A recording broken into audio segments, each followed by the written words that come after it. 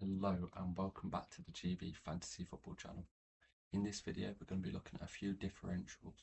These might be players that are flying under the radar that we're not looking at without a keen eye.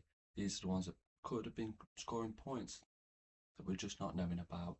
This is ahead of the Game Week 31 deadline. If you like the content, please like and subscribe to the channel because there will be plenty more coming up in the near future. First up, Jed Spence of Tottenham. He's currently being rotated with Pedro Porro and Udogie in the fullback positions, so his minutes are a big risk. But if you have a look, over the last 3, 4, 5 game weeks, he's been nailed on for 90 minutes by one game. Surprisingly, because we all assume it's Udogie and Porro at fullback. He's good for tackles, he's good for the bonus points, he's always in there pretty much. Can you rely on Tottenham defensively? Clean sheets aren't their forte, but he's just picking up these random points here and there that are making him a valuable asset. Another Tottenham asset, who'd have thought it? Vicario, the goalkeeper. He went through many weeks where he was injured, he got a bad injury prior to the turn of the year. Fraser Forster came in, was pretty woeful, but with the Europa League now well underway, and him being number 1 in the Premier League as well, his minutes are very secure. With the rotation around the back four a constant at Tottenham, Vicario is one constant in that back four. Is he an option? Is he getting enough points to outscore the likes of Martinez, Raya? I don't think so, but he is an option. Will I go there? Not personally, but for a few of you out there who are trying to grab those points back, he is an option. Another differential pick, Pedro Neto of Chelsea. Despite him being on the bench in the last game week against Brentford, only coming on for the last 30 or so minutes, prior to that he's been very much a 90-minute man over the last few game weeks. With Chelsea in the less superior of sorts Europa League, Champions League, Conference League competition, the teams they'll be facing are a lot less.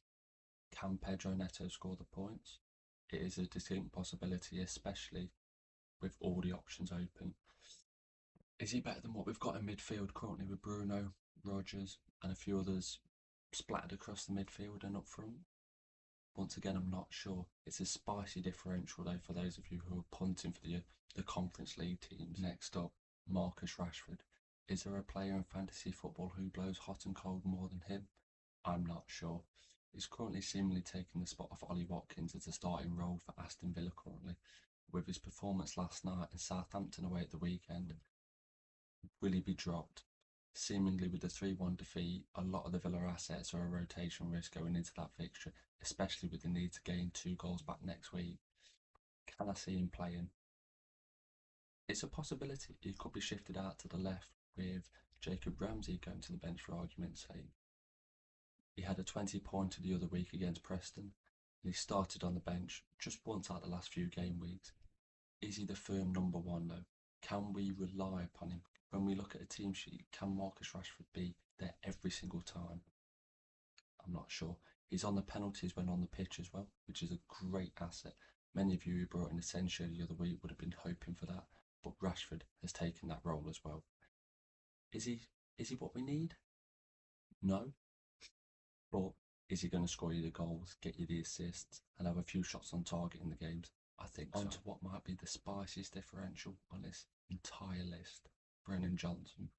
Prior to his 19-pointer at home to Southampton last weekend, he'd been on the bench for 3, 4, 5 game weeks in a row.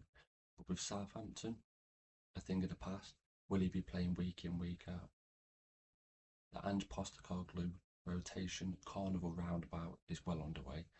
They play tonight in the Europa League, and I'm sure the game at the weekend will have rotation once again. Can he score the points though? He is a goal scorer. Not a lot else when it comes to him. Not many bonus points, not many assists normally, but he will get you the goals. He'll be a 2-4 pointer at most, and then he'll go nuclear.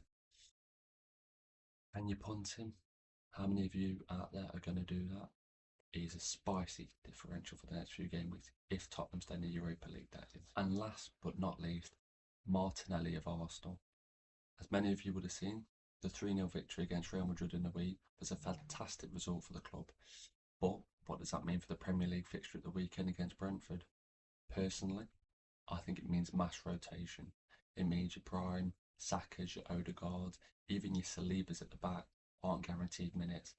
But with the lack of options, bar Nweri, Trossard, maybe even Sterling if they're desperate enough, will he play?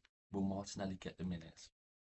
Last weekend against Everton, he started on the bench coming on at half time. Can he play this weekend with the big fixture next week looming on the horizon? And can he score us the goals? He got a few shots on target in the week against Real Madrid, coming close with Courtois making a big save. Will he play? He might get a minutes off the bench, he might be starting. These are the big questions. I think he actually might start this game, but the early sub is definitely a possibility when it comes to him. Are there goals to be had at the Emirates this weekend? We'll find out. And that concludes today's video. Hopefully some of you got some much needed information out of this, looking back on those players. If you like the content, please like and subscribe. There'll be another video towards the back end of the week with a team selection video, hopefully some #1 in the world. But with the Conference League and Europa League fixture tonight, all will tell. Thank you for watching, and I'll be seeing you in a new video very soon.